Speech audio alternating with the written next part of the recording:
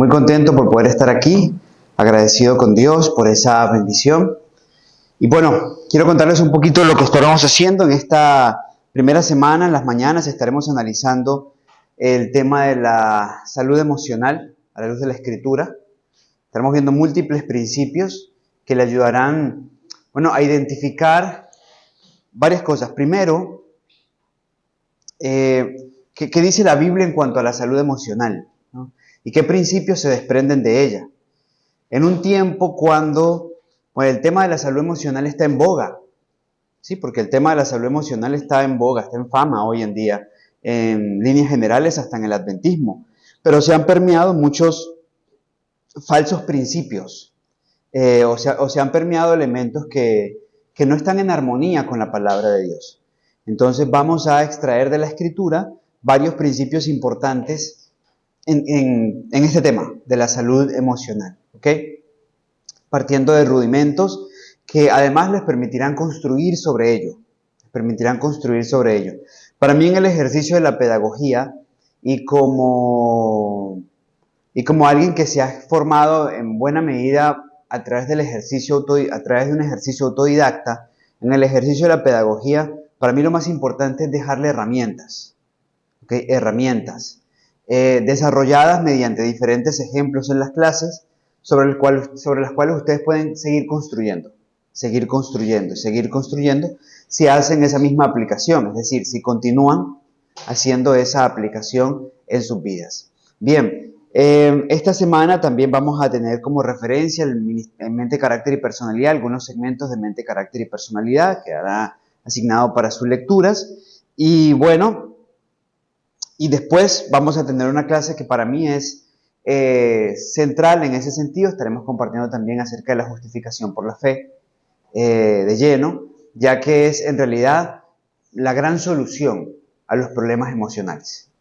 Entonces, va muy de la mano en realidad, uno planteando un problema, uno planteando una metodología y el otro planteando una importante solución, ¿ok? Así que bueno, será lo que principalmente estaremos haciendo estas próximas 2 semanas. Veremos cómo evolucionamos en ese ejercicio en estas 2 semanas para ver también qué otros elementos podremos cubrir. Y bueno, ya definiré con Jorge las prácticas que tendremos algunas tardes también para incorporar algunas otras herramientas para ustedes en su formación. Mi nombre es Carlos Rivero. Yo nací en Venezuela, así que soy venezolano de nacimiento, pero soy nacionalizado en Colombia y vivo en Colombia, donde nació mi esposa, donde nacieron mis hijos, en fin. Así que desde allá venimos, antes de esta gira que estamos haciendo por el Ecuador, y allá volveremos cuando cerremos este ciclo también. Así que bueno, me dedico a conferencias, me dedico a dar clases en diferentes instituciones, a dar conferencias en diferentes iglesias y en diferentes países del globo terráqueo. Y bueno, y tengo este ministerio también, que es mi canal de YouTube, Carlos Rivero, Encuentros con la Verdad.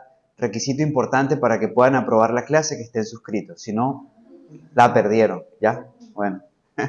Bien, vamos a hacer una oración entonces para empezar nuestra clase como tal. Les invito a que nos coloquemos de rodillas, por favor.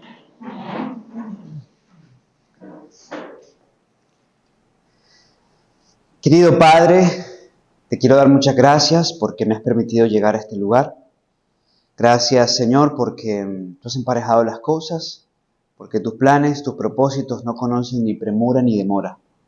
Y aquí estamos, Señor, y sabemos que estos días han de ser de gran bendición para nosotros. Te quiero pedir tu dirección. Nosotros queremos aprender de ti. Por favor, sé nuestro maestro. Que estas semanas sean semanas de bendición para cada uno de nosotros, especialmente para estos jóvenes, para estos estudiantes que estarán recibiendo herramientas que espero, Señor, sean de la mayor bendición para sus vidas. Gracias, Señor, por todo lo que nos das, en el nombre precioso de Jesús, nuestro Salvador. Amén.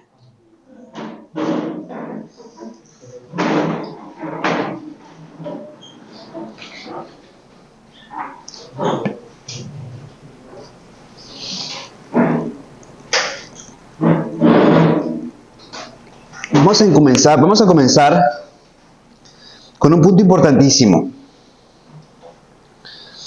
Vamos primero a identificar el corazón.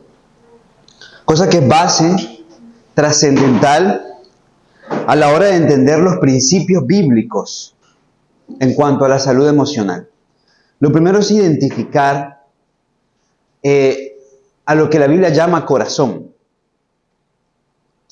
Proverbios capítulo 4, versículo 23, nos dice lo siguiente, vamos a empezar aquí.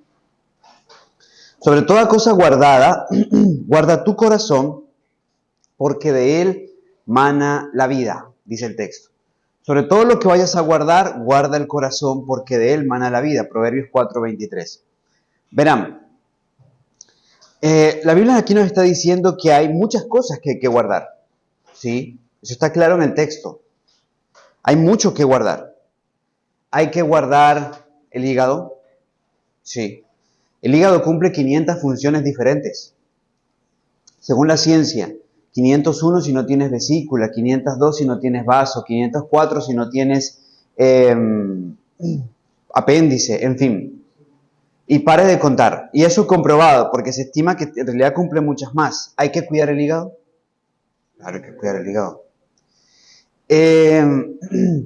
Los pulmones, determinantes para la vida, ¿hay que cuidarlos? Claro, hay que cuidarlos. Podemos pensar, por ejemplo, en el músculo cardíaco. En el músculo cardíaco. ¿Es importante para la vida? Sí, es importante para la vida. ¿Por qué? Bueno, el músculo cardíaco es la principal, las patologías asociadas al corazón, a lo que nosotros llamamos corazón en el mundo occidental, son la principal causa de muerte en el mundo occidental. Las enfermedades coronarias, la coronopatía, son determinantes para la muerte en este contexto. La principal causa de muertes en nuestro hemisferio son las situaciones cardíacas, infarto al miocardio, insuficiencias, en fin. ¿Me hago comprender? Por supuesto, por las mismas malas prácticas, la falta de ejercicio, el sedentarismo, el consumo de grasas, las muchas sales, ¿sí me hago entender? O sea, es importante, vaya que es importante para la vida y lo vemos por contraste, ya que es la principal causa de muerte. Entonces sí es importante para la vida. Pero cuando la Biblia se refiere a corazón, no se refiere al músculo cardíaco que tiene aurículas, ventrículas, que tiene las válvulas y que bombea la sangre. No se refiere a ese músculo que se encuentra en nuestra cavidad torácica en el lado centro izquierdo. No, se refiere a otra cosa, de donde emana la vida. ¿A qué se refiere? Se refiere a la mente. ¿Ok? Se refiere a la mente. Se refiere, en este caso, a lo que ocurre en el cerebro. Vamos a analizar primeramente las partes del cerebro. Cuando nosotros analizamos la parte del cerebro vamos a encontrar muchas cosas. Vamos a hacer una revisión superficial del cerebro en función de lo que queremos y solo ilustrar. El ser humano, según lo que se determina en la ciencia, el ser humano solo ha logrado ocultar alrededor del 55% de lo que es el cerebro, de lo que es la mente humana. Bueno, en nuestras partes del cerebro tenemos el lóbulo frontal, importante dentro de esto que hemos de presentar. Tenemos el lóbulo parietal, tenemos el lóbulo occipital y tenemos el lóbulo temporal, ¿ok? Que está ilustrado aquí como con el color amarillo. En el color naranja tenemos ilustrado el lóbulo occipital, allá el lóbulo parietal en el color lila y en el lóbulo frontal el azul. Tenemos el cerebelo, allá abajo, el bulbo raquídeo, también muy importante al respecto, y el hipotálamo, no menos importante, también allí señalado dentro del dibujo. Bien, el cerebro la mente es el verdadero corazón bíblico, es del que emana la vida, en realidad, porque todo lo que ocurre en nuestros miembros ocurre como consecuencia de lo que pasa en el centro de mando, en el lugar de donde realmente emana la vida. Lo presento desde esta perspectiva. Su corazón. En el occidente se nos ha romantizado la idea del corazón, ¿no? Y tú dices, te amo con todo mi corazón. Sí, se toca ahí, ¿no? El corazón. Porque claro, está asociado a las emociones, porque cuando uno está triste, porque la chica se fue con otro, qué sé yo, uno siente cómo disminuye el ritmo cardíaco.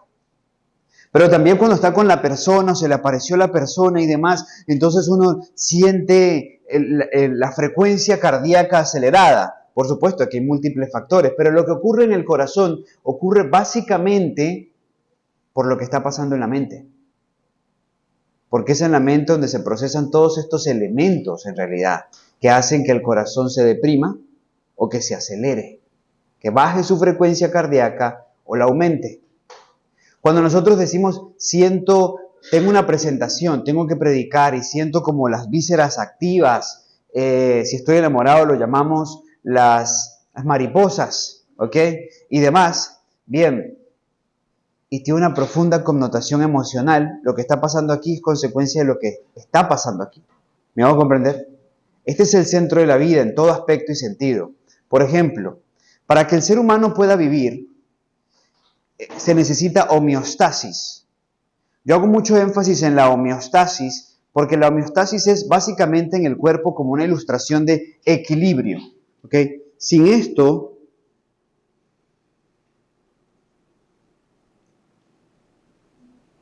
no se puede vivir.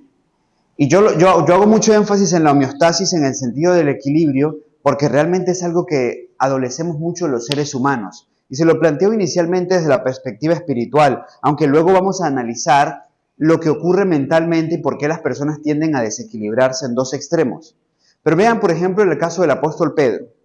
En el caso del apóstol Pedro, usted abre Juan capítulo 13, ustedes van a encontrar a Pedro en respuesta a que Jesús comienza a lavarle los pies a los discípulos. Así que, se recordarán ustedes, están los discípulos sentados alrededor de la gran alfombra que contenía la cena que participarían esa noche. Pero había un reto introductorio, el lavamiento de los pies. Jesús lo debía establecer, importante, porque era preparación para lo que luego se experimentaría. Pero note qué ocurre. En ese punto llega Jesús y espera a ver quién toma la iniciativa. 3 años y medio dándoles clase, enseñándoles que el mayor es el que sirve, enseñándoles a servirse por amor unos a otros. Llegaron a su examen final, pero ninguno lo aprobó. Porque Mateo no le quiso lavar los pies a Judas, porque Judas no le quiso lavar los pies a Pedro, porque Pedro no le iba a lavar los pies a Juan y Jacobo, los hijos de mami que estaban pidiendo estar a la derecha y a la izquierda. Entonces no lavaron los pies y Jesús tuvo que convertir la clase final el examen final en una clase más. Una que por supuesto cambiaría sus vidas. Así que él se ciñó y comienza a lavarle los pies unos a otros. No sabemos en qué punto estaba Pedro. Lo que está claro en los evangelios es que Judas estaba a la izquierda y Juan estaba a la derecha. ¿Ok? Judas a la izquierda y Juan a la derecha. Dos sitios muy predilectos, porque en una familia quien se sienta a la derecha del sacerdote, en este caso el padre de la familia, era la mujer, la esposa, y quien se sienta a la izquierda es el primogénito, y de ahí en adelante el resto de los hijos.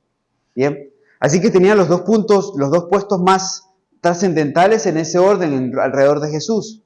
Pero en algún punto estaba Pedro. No sabemos en qué punto, pero cuando Jesús llega a Pedro, ustedes se acuerdan, Pedro le dice, a mí no me lavan los pies. Jamás, jamás, le dice Pedro. Jesús le dice, bueno, entonces no tendrás parte conmigo. Y sigue derecho. Pedro entonces, no, Señor, no, venga. ¿Se acuerdan qué le respondió? ¿Qué le dijo? Lávame entonces la cabeza, las manos, los hombros, todo. Y Jesús le dice, no, Pedro, quien ya ha sido lavado, solo necesita que le laven los pies. Varias lecciones aquí. Primero, en lo que me quiero enfocar, Pedro revela muy bien la tendencia del ser humano, los extremos. Primero, ¿qué fue? Nada. Tú no me lavas los pies, jamás. Pero luego, Señor, lávame todo.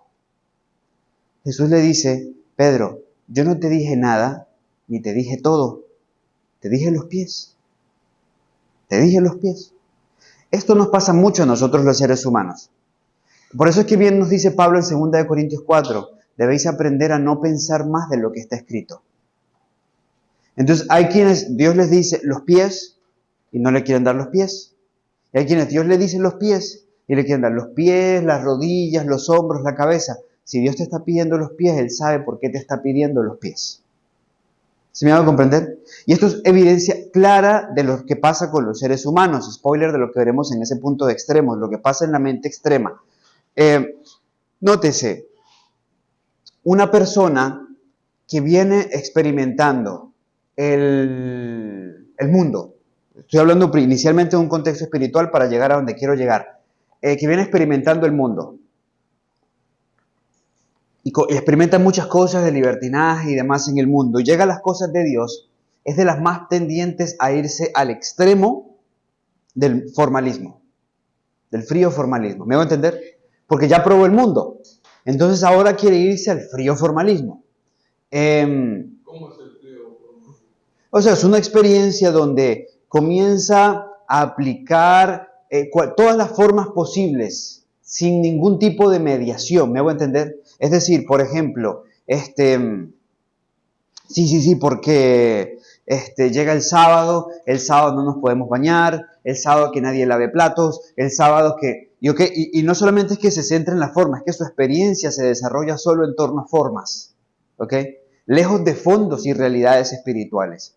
Pero está el otro que fue formado en un hogar con mucha rigidez dogmática, con muchas medidas incluso extremas, con mucho énfasis en formas igual, sin fondo espiritual porque el problema está ahí. Y entonces finalmente sale del círculo de sus padres y dice, yo me voy al otro. Y naturalmente va a buscar el otro extremo, el liberalismo total. ¿Me hago comprender? Así que el ser humano siempre se mueve en esa dirección. Por eso Pedro nos ilustra muy bien. Nada, todo. Y Jesús dice, no fue ni esto, era esto. Eso se llama equilibrio. Eso se llama equilibrio. Eso en la anatomía y fisiología se llama homeostasis.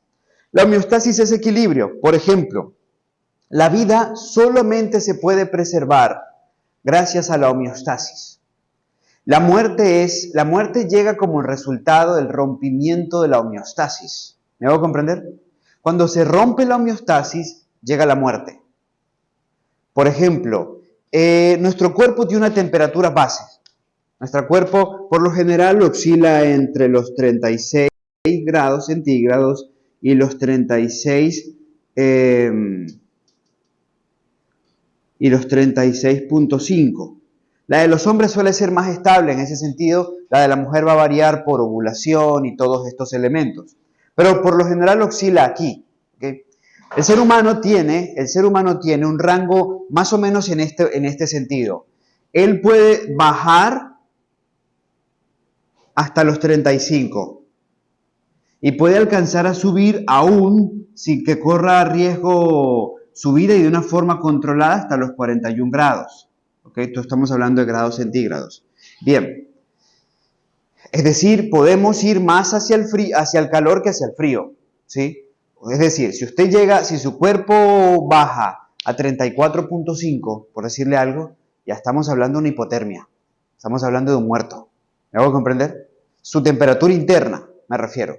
Hacia arriba puede ir más, ¿sí? Porque usted puede subir por fiebre natural o artificial, en el caso de una hipertermia, 38, 39, 40, 41 grados centígrados, y en 41 grados centígrados ya está comprometido, ¿ok?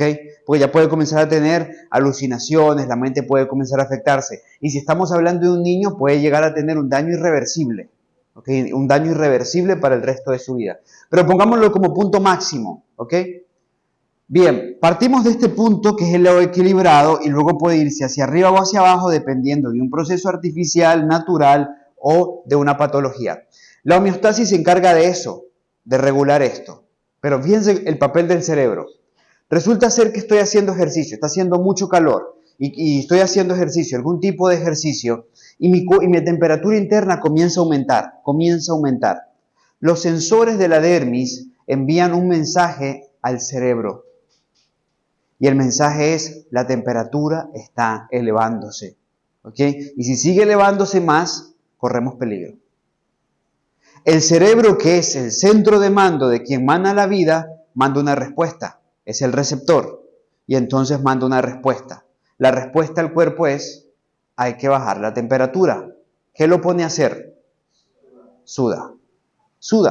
¿Bien? Entonces, ¿suda para qué? Para que esa temperatura interna, que puede que haya subido a 37 grados porque está muy, si me va a entender, y sigue subiendo, o que haya subido a 37.5, esto ya es una febrícula, entonces baje por el efecto de la sudoración. Se Se enfría el cuerpo. ¿Me hago comprender? Bien, para esto se necesitaba la intervención del cerebro, que es el que recibe la señal. El que capta el problema solamente lo capta, pero no tiene cómo solucionarlo. Tiene que enviar el mensaje al cerebro y del cerebro viene la orden a quien sabe que tiene que mandársela, glándulas sudoríparas y demás, para que se abra y entonces puede enfriarse el cuerpo. Pasa lo contrario, resulta ser que estoy expuesto a temperaturas bajas y aquí el mensaje va a ir mucho más rápido porque el margen es menor. Resulta que mi temperatura está bajando, la temperatura interna está bajando y eso enciende las alarmas más rápidas. Entonces llega la señal, igual, desde la dermis hacia el cerebro, centro de mando. El centro de mando recibe la señal y dice, pues hay que proveer una solución. ¿Y cuál es la solución para el frío? ¿Qué hace el cuerpo cuando uno suda, cuando uno tiene frío? Tiembla, provoca movimiento. ¿Por qué provoca movimiento? Porque el movimiento genera calor. ¿Me voy a entender? Entonces es la forma en la que el cuerpo conserva la homeostasis, en este caso de la temperatura. Es decir, conserva el equilibrio. Conserva el equilibrio. ¿Sí me hago comprender? Muy bien. Y podría darles varias ilustraciones al respecto de cómo el cuerpo trabaja precisamente en eso. Pero todo eso se coordina gracias a la acción del cerebro. Gracias a la acción de lo que pasa allí, de donde emana la vida. Porque si ese no estuviera, los demás no funcionaría. ¿Me hago comprender? Sí.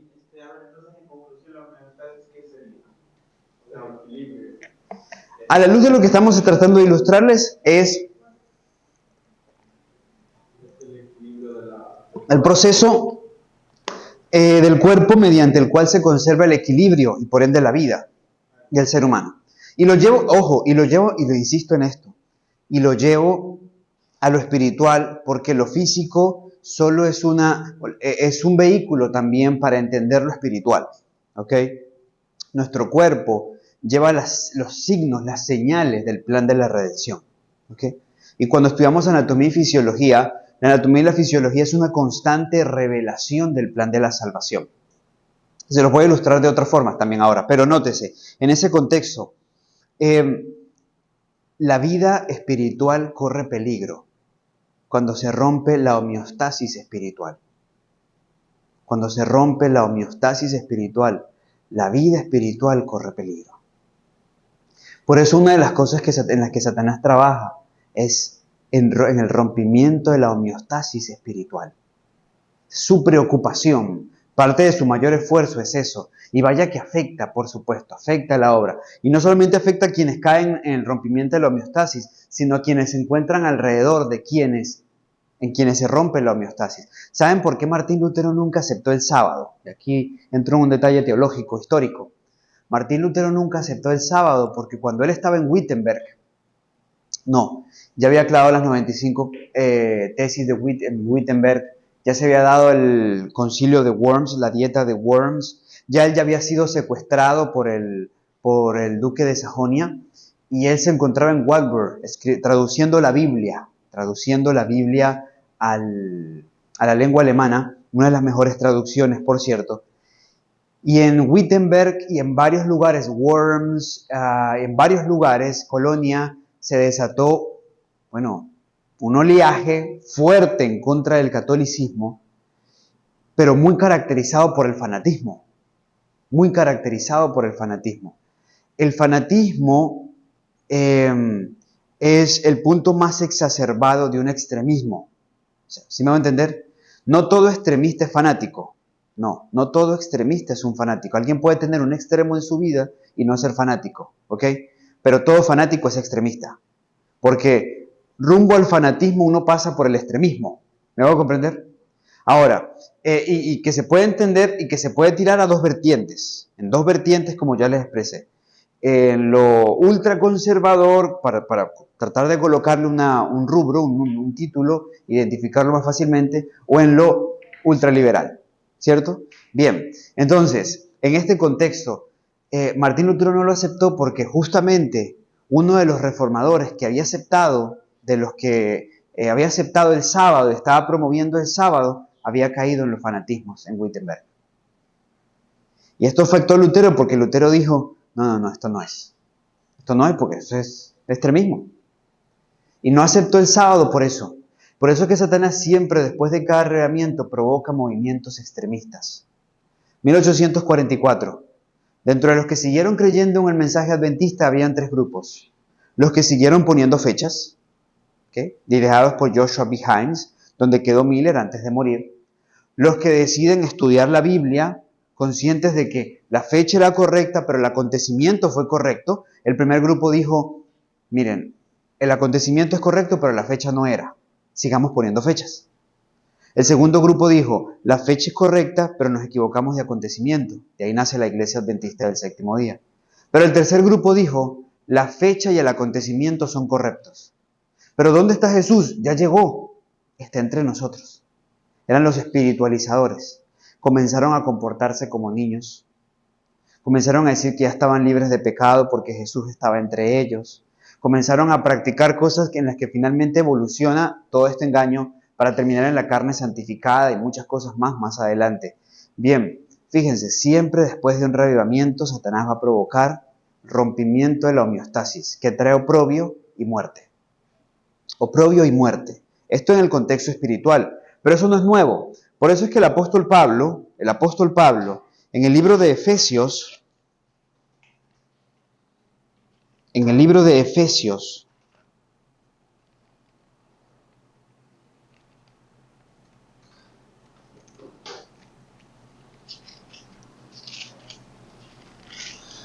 nos dice lo siguiente, vamos a ver el capítulo 2 de Efesios.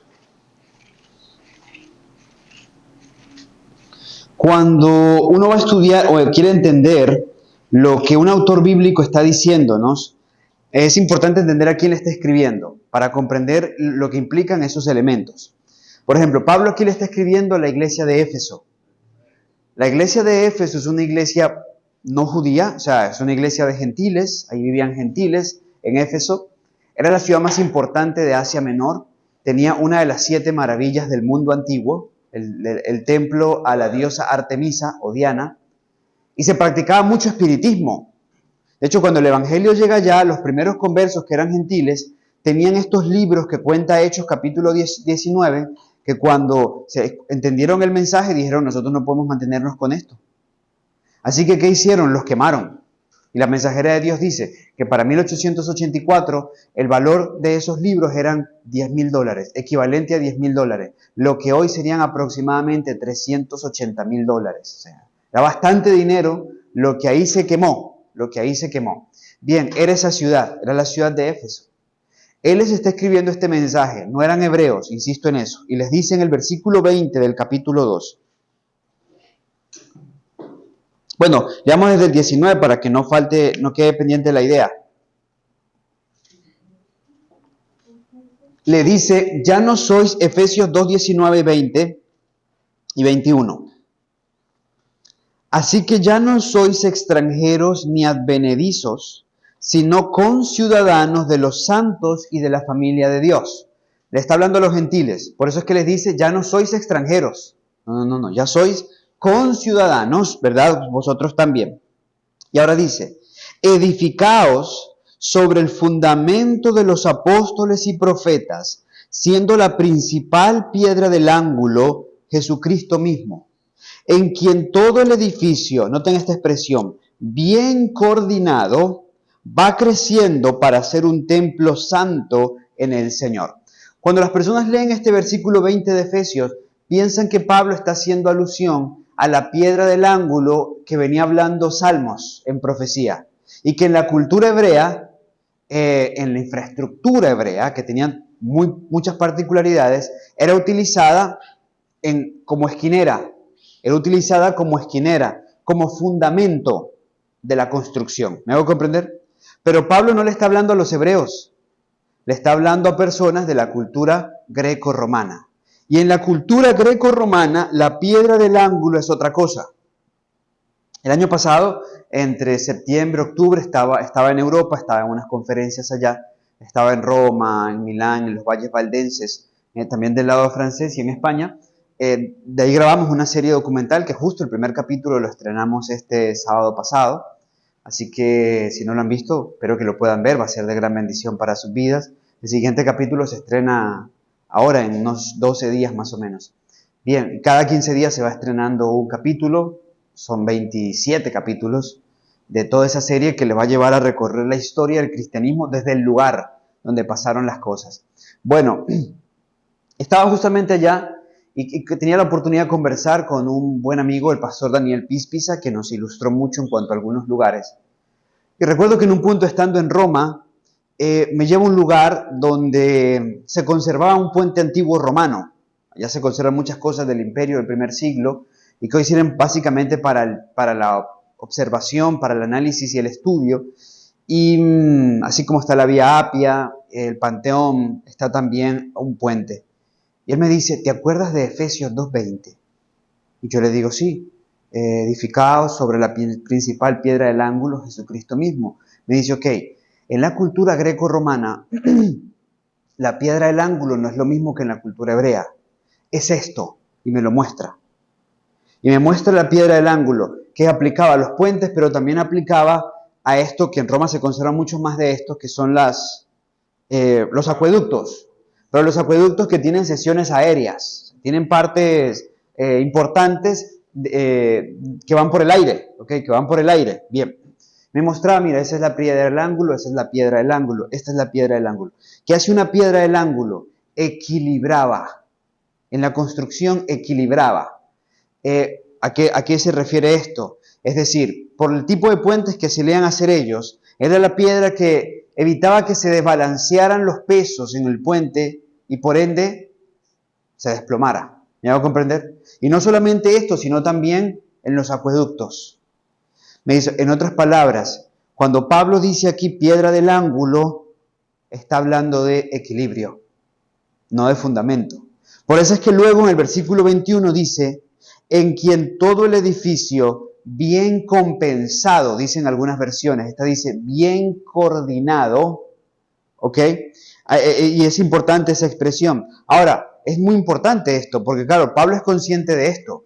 Primero, los de Éfeso eran gentiles, no eran hebreos. Como venían del paganismo abierto, de todo ese mundo ritual y espiritista que se desarrollaba en torno al templo de la diosa Diana y Artemisa, ahora al escuchar la verdad iban a tener la tendencia de irse al otro extremo, ¿me hago comprender? Además, a ellos los acechaban los judaizantes, que eran judíos que se habían convertido al cristianismo y querían, sí, ustedes tienen que entrar en el cristianismo, pero circuncídense, guarden las fiestas, sábados lunares. ¿Sí me hago comprender?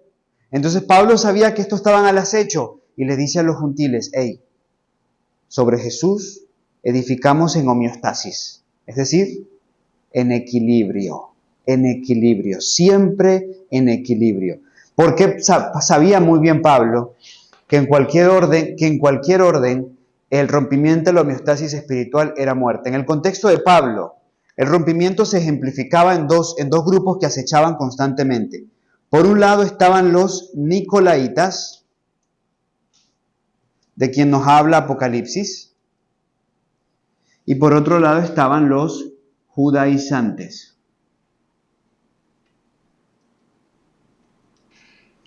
Los judaizantes eran los que insistían constantemente en, miren, es que hay que guardar las fiestas, es que hay que guardar los sábados lunares, es que hay que practicar la circuncisión. ¿Sí me hago comprender? Bien, estos eran los judaizantes, pero los nicolaitas se habían ido al otro extremo. Los nicolaitas los reprende el Señor en los mensajes a las 7 iglesias de Apocalipsis, y Ellen White define muy bien cuál era el pecado de los nicolaitas. Y voy a leer un comentario de ese tema precisamente en Apocalipsis capítulo 2. Citando Apocalipsis 2:6, en el mensaje a Éfeso que dice, pero tienes esto que aborreces las obras de los nicolaitas, las cuales yo también aborrezco. Se dice, ¿es nuestro el pecado de los nicolaitas convertir la gracia de Dios en libertinaje? ¿Cuál era el pecado de los nicolaitas?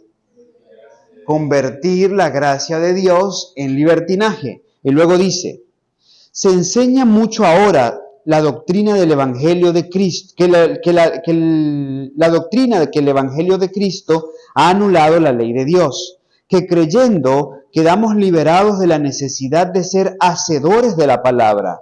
Pero esta es la doctrina de los nicolaitas que Cristo condenó tan implacablemente. ¿Cuál es la doctrina de los nicolaitas? Decir, bueno, usted solo crea. Usted no tiene que obedecer. Usted no tiene que guardar. ¿Saben qué es lo más terrible? Que el adventismo está azotado por ambas partes. El adventismo está azotado por ambas partes. Por eso hoy es cuán importante ese consejo de Efesios capítulo 2, versículo 20.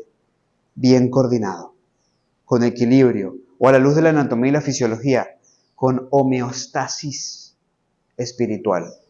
Sí, porque miren, por un lado, tenemos hoy a los judaizantes y tenemos a las nicolaitas. ¿Y si se dan cuenta cómo es el rompimiento de la homeostasis?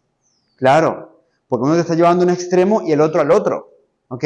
Y nosotros estamos padeciendo esto. En el sostén propio, en los movimientos del sostén propio, se tiende al judaísmo, se tiende a ser judaizante. ¿Me hago comprender?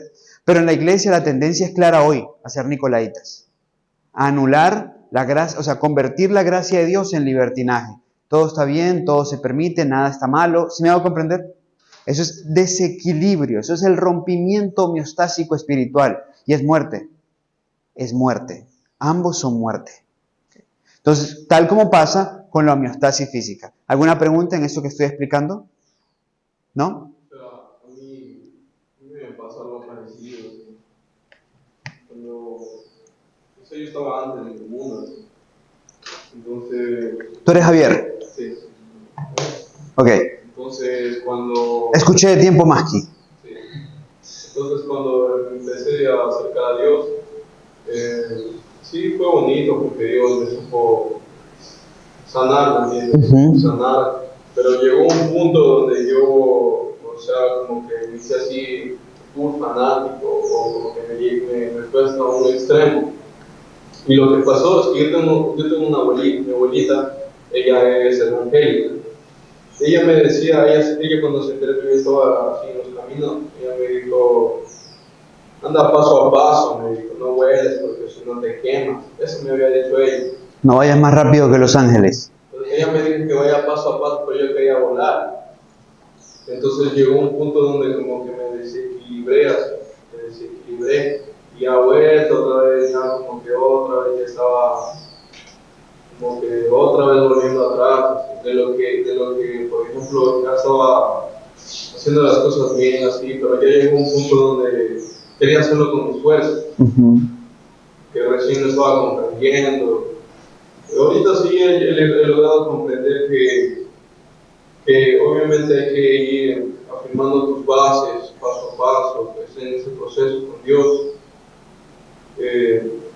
Pero eso me pasó que yo llegué a un punto donde fui tan, o sea, volé tanto, o sea, quería hacer las cosas perfectas, así, donde después como que me desequilibré y ya empecé otra vez a pecar, a hacer malas cosas. Bien. Bueno, Javier, es muy nuestro. Es muy nuestro. Nuestra naturaleza tiende al desequilibrio. Nuestra naturaleza pecaminosa tiende al desequilibrio. Esto lo vamos a entender con el largo de la clase, ¿ok? Porque tenemos un segmento especial donde ampliaremos esto y esta base nos va a servir. Pero no quisiera cerrar esta parte donde estamos enfatizando el punto del cerebro porque de hecho el lóbulo frontal, ahí donde ustedes lo ven, ya vamos a analizar su rol, el lóbulo frontal es la parte clave para la homeostasis espiritual. O sea, la homeostasis espiritual es ahí en el lóbulo frontal y luego lo vamos a revisar. Pero mira, algo muy curioso para que ustedes vean cómo la anatomía y la fisiología ilustra el plan de la salvación. La homeostasis demanda tres elementos, ¿okay? 3 partes para conservarse.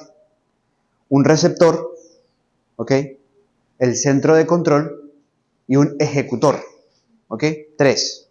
Entonces vamos a tocarlos, vamos a mencionarlos. 1. Tenemos el receptor, ¿cierto? Tenemos el centro de control.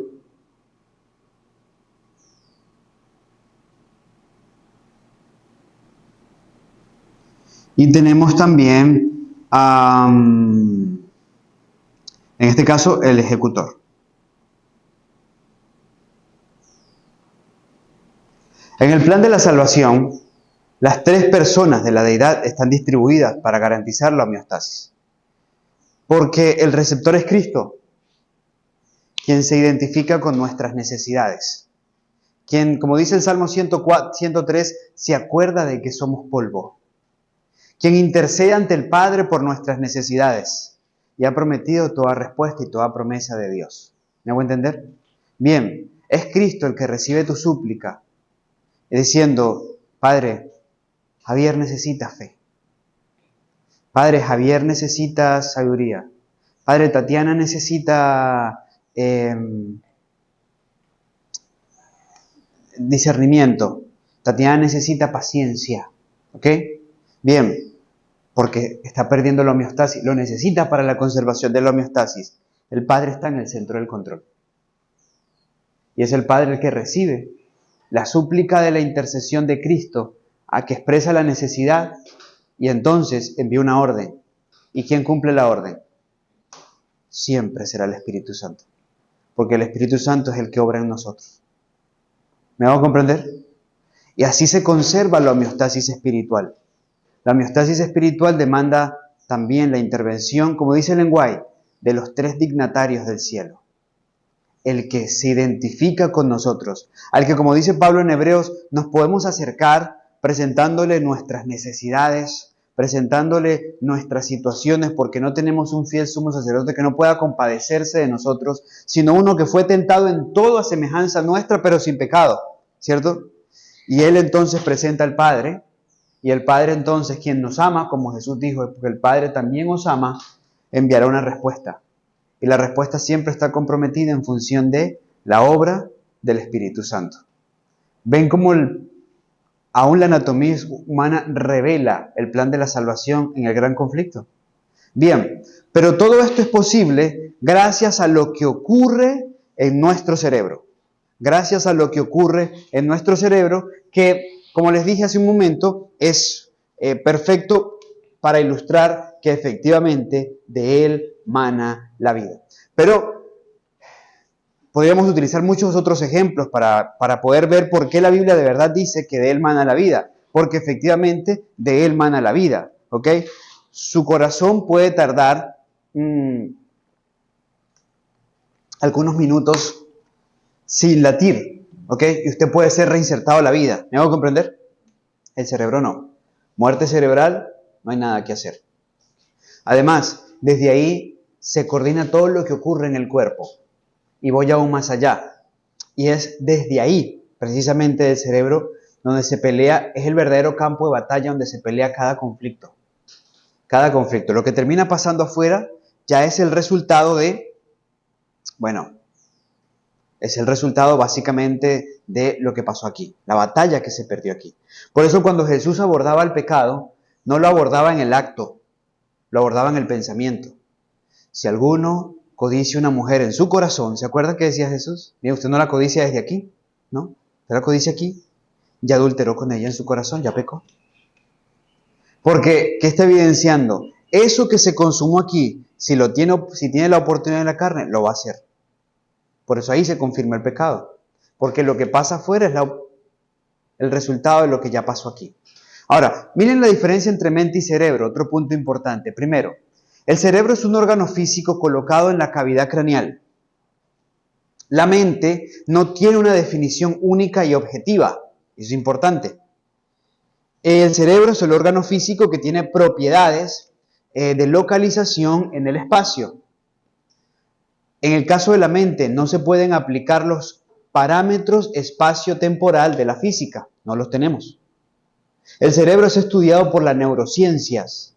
La mente es estudiada por la psicología, una ciencia distinta.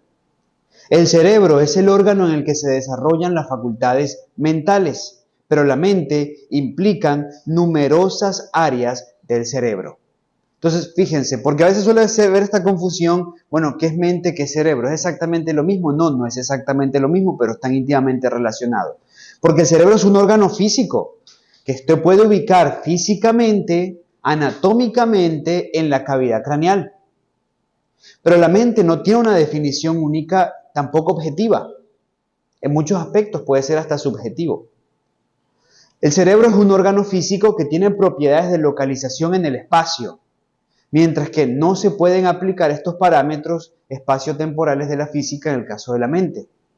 Son estudiados por ciencias diferentes, uno es la neurociencia, otro es la psicología, pero aquí hay un punto importante. En el caso del cerebro, en el cerebro se desarrollan las facultades mentales, ¿ok? Es decir, en la estructura cerebral se desarrollan las facultades mentales. Llámense las superiores, que las analizaremos, llámense las inferiores y demás. Ahí, en el cerebro se desarrollan estas facultades mentales. Pero cuando hablamos de la mente, implican numerosas áreas del cerebro. No todo el cerebro, ¿ok? Pero numerosas áreas del cerebro. Entonces, por eso están tan profundamente relacionadas y algunas personas incluso tienden a confundirlas en ese aspecto. Bien, pero recuerden que cuando hablamos del cerebro hablamos básicamente de un órgano que está ubicado en la cavidad craneal, ¿bien? Y que tiene un amplio impacto y estudio en el campo de la anatomía, de la fisiología o la patología, ¿ok? Bien, pero cuando hablamos de la mente no estamos hablando exactamente de lo mismo en ese sentido porque es la definición mucho más subjetiva, no tenemos la capacidad de determinarlo en el tema de espacio, aunque sabemos que las funciones mentales, las facultades mentales se ejercen en el cerebro y en algunas áreas del cerebro trabajan la mente. Bien, pero de forma muy especial quiero hacer énfasis en este lóbulo, en el lóbulo frontal, que a fines prácticos, espirituales, es a lo que en esencia la Biblia se refiere como el corazón, como el corazón. Este es el lóbulo frontal, ahí lo pueden ver. Por eso se llama frontal, justamente porque te da en la cara anterior, está justo en la frente.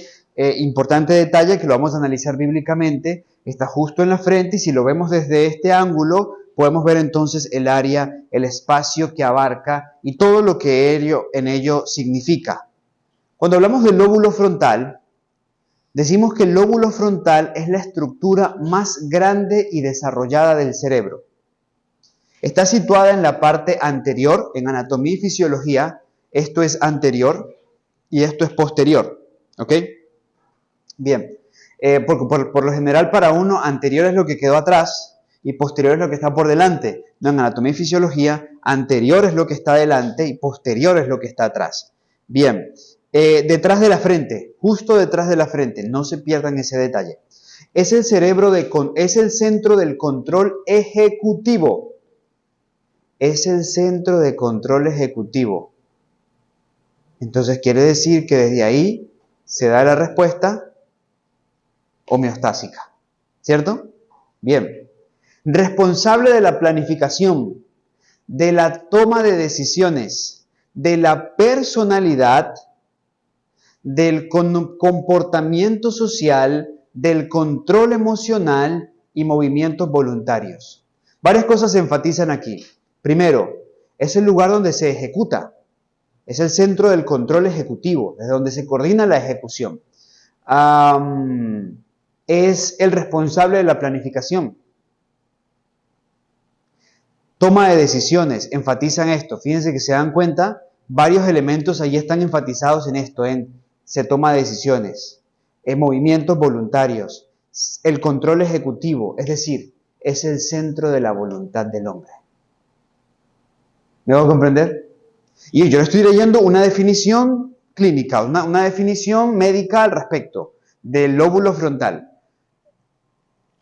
Centro de control ejecutivo, responsable de la planificación, de la toma de decisiones, de la personalidad, del comportamiento social. Y aquí entramos en elementos interesantes. Personalidad y comportamiento social. Quiere decir, en el lóbulo frontal se desarrolla la identidad de una persona. Y ese será un tópico que también vamos a analizar estos días, el tema de identidad. Ok, la identidad de una persona. Comportamiento social.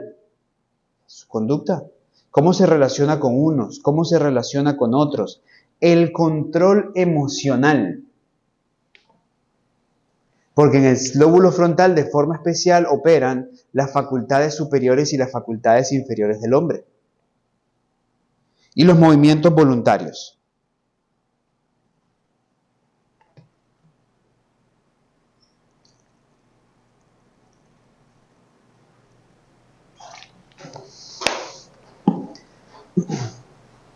A la luz de esto, entonces, perdón, a ver algo aquí, tengo el 5. A la luz de esto, entonces, podríamos decir que el lóbulo frontal, o sea, podríamos asociar al lóbulo frontal, bueno, el centro de la voluntad, sin duda, porque te dice toma de decisiones. El centro de la voluntad porque te dice movimientos voluntarios. ¿Okay? Hay movimientos que son involuntarios. Movimientos que son involuntarios. No se coordinan precisamente desde aquí. Pero lo que es voluntario pasa por el lóbulo frontal. ¿Ok? Bien, centro del control ejecutivo. O sea, mucho énfasis en la voluntad. Además, la voluntad programada, proyectada, responsable de la planificación. ¿Ok? Es el punto importante en torno a la personalidad, a lo que tiene que ver con identidad, otra expresión clave asociada al lóbulo frontal, pero a la vez el comportamiento social. Entonces, lo que tiene que ver con la moralidad, con decisiones correctas, ¿sí me hago comprender? Con la espiritualidad en ese contexto, tiene que ver con el lóbulo frontal. Pero además con el dominio propio, porque es control emocional, control ejecutivo. ¿Sí me hago comprender? Dominio propio. El lóbulo frontal es trascendental en función del dominio propio. ¿Cuáles son las principales funciones del lóbulo frontal?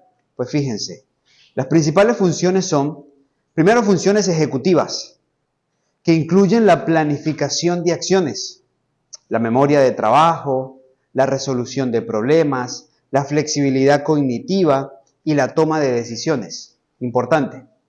Entonces, esas funciones, ejecutivas, nos ayudan para que nosotros podamos planificar lo que vamos a hacer, también establecer la memoria de trabajo, cómo se hacen las diferentes cosas, la resolución de problemas, la flexibilidad cognitiva y la toma de decisiones. ¿Saben? Hay cosas que afectan profundamente el lóbulo frontal, también lo veremos en su punto. Cuando veamos el punto de cómo se guarda el corazón, porque la Biblia dice guarda tu corazón. Bueno, ¿qué implica guardar el lóbulo frontal? Una persona, por ejemplo, un pequeño, quien desde muy pequeño es formado en lo fantasioso, por decir algo, en el cómic, en el videojuego, en todas estas cosas, ¿me hago comprender? Y en eso es en lo que su mente se recrea y en eso es lo que su mente se desarrolla. O sea, una persona que primero le va a estar haciendo un daño profundo a su lóbulo frontal,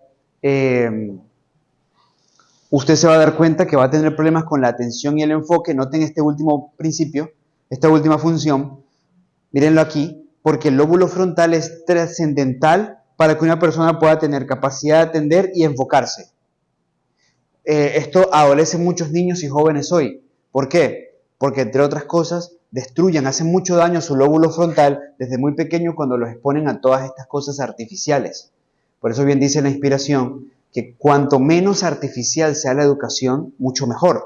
Ahora, en este contexto, por ejemplo, no solamente pierde la atención y el enfoque, son personas que crecen con muchas dificultades para poder resolver problemas, para tener flexibilidad cognitiva, que eso es determinante para el equilibrio, y para poder tomar decisiones.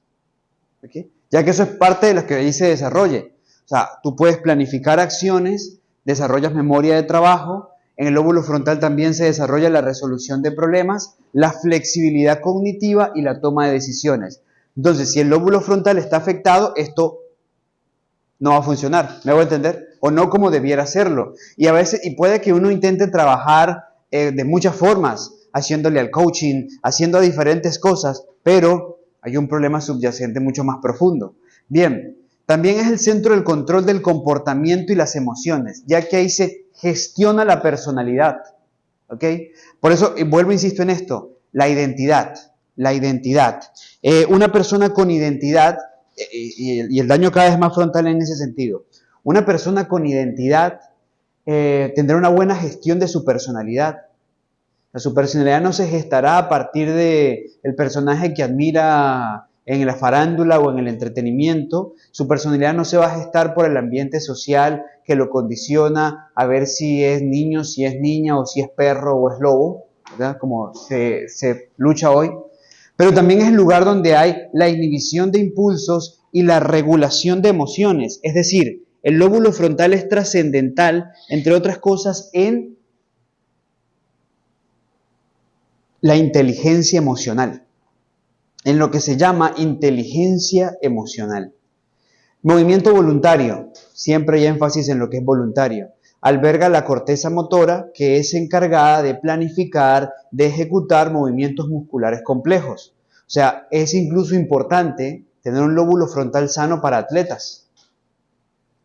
Lenguaje y producción del habla, ya que contiene el área de Broca y es crucial para la producción del lenguaje y la expresión oral. Pero ojo, no solamente cuando se refiere al lenguaje, no es solo aprender el lenguaje, porque hay otras áreas del cerebro que son trascendentales en el lenguaje, en el aprendizaje de nuevas lenguas, sino también en la comunicación oral, en la comunicación verbal, en la producción del lenguaje y la expresión oral. Clave, nótese, porque es determinante en la memoria, es determinante el lóbulo frontal en el aprendizaje y es determinante en la expresión. Por eso es que clínicamente podemos llamar al lóbulo frontal el punto de conexión entre el cielo y la tierra, porque es desde ahí donde se desarrolla el diálogo con Dios. Es de donde se recibe la verdad de Dios. ¿Me hago comprender? Y por último, ya lo hemos mencionado, atención y enfoque. Permite la concentración en tareas específicas y el filtrado de distracciones. Esto es relevante y difícilmente va a ocurrir cuando el lóbulo frontal está afectado. En ese sentido, por eso podemos decir que el lóbulo frontal es el verdadero yo. Es el centro de mando, es el centro de intencionalidad, es el lugar donde está la conciencia, la voluntad, es el centro de espiritualidad, ya que es el único medio por el cual el cielo se comunica con nosotros. Por eso entendemos por qué dice el Señor, sobre toda cosa guardada, guarda tu corazón.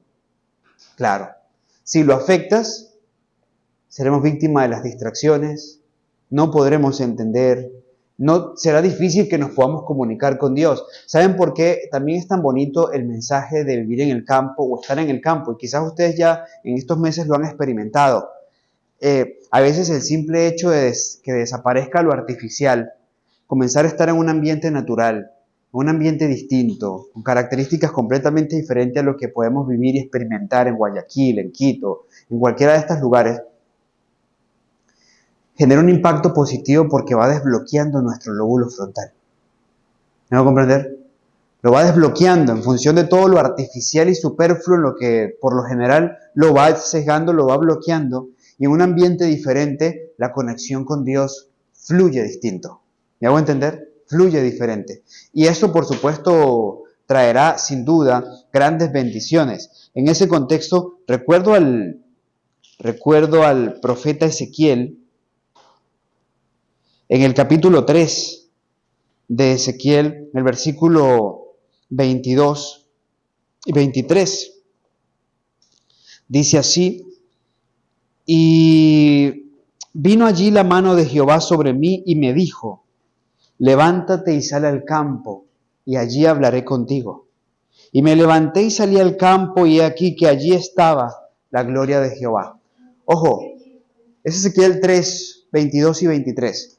Fíjense, en ese mismo marco, es interesante la ilustración. Dios le dice a Ezequiel, venga, salga al campo, y allí hablaré contigo. No es que Dios no nos pueda hablar en las ciudades, es que nuestro lóbulo frontal suele estar tan ofuscado en las ciudades, por todo lo superficial que lo embota, que lo atrapa, ¿sí me hago entender?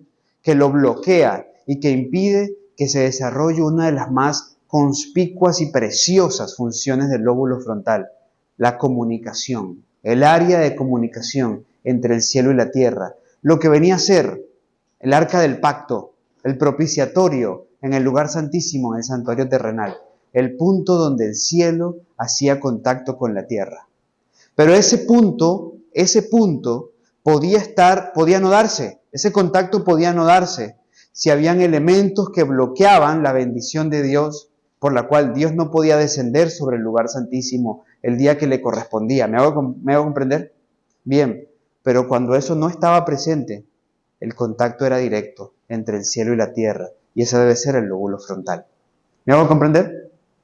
Muy bien. Entonces, el lóbulo frontal es eso. Y para darles una ilustración científica al respecto, les cuento la historia, una famosa historia al respecto. De hecho, está hasta en un museo.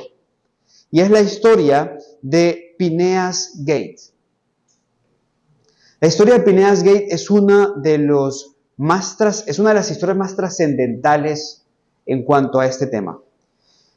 Fue el 13 de septiembre de 1848. El escenario, una construcción de las vías del ferrocarril en la región montañosa de Vermont, en los Estados Unidos. Para 1848, bueno, Ellen White, Hiram Epson, Crozier, Jaime White, ya Ellen y Jaime estaban casados, estaban empeñados en avanzar con la obra que Dios les había encomendado, ya habían entendido lo del santuario, estaban recibiendo lo del sábado, ya teníamos los primeros guardadores del sábado adventistas. Elena estaba cimentándose en esto, para este punto ya había recibido la visión que le había confirmado más y más acerca del sábado.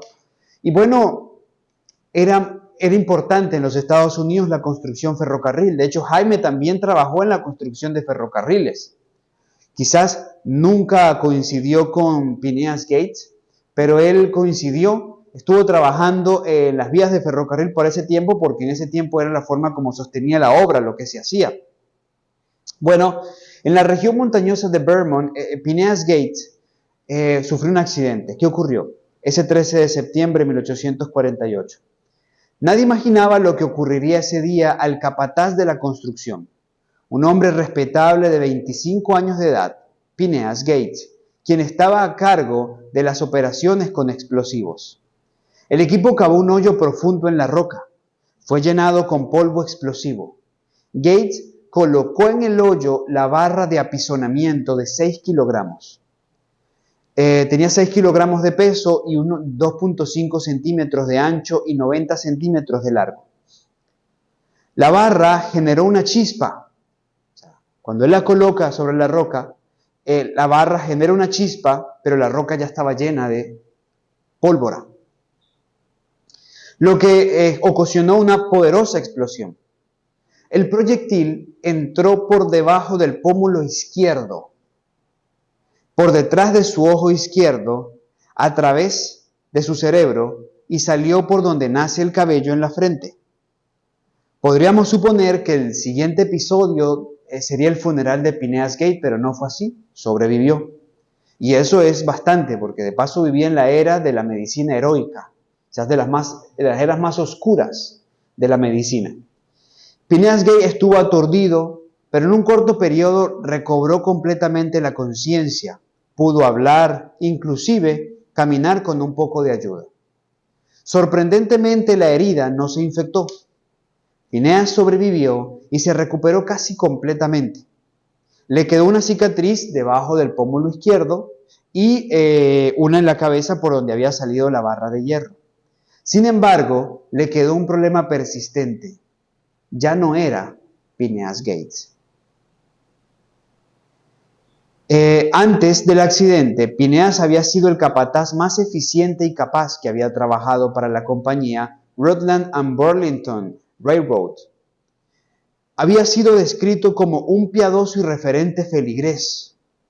Después del accidente quedó físicamente apto, mantenía una buena memoria.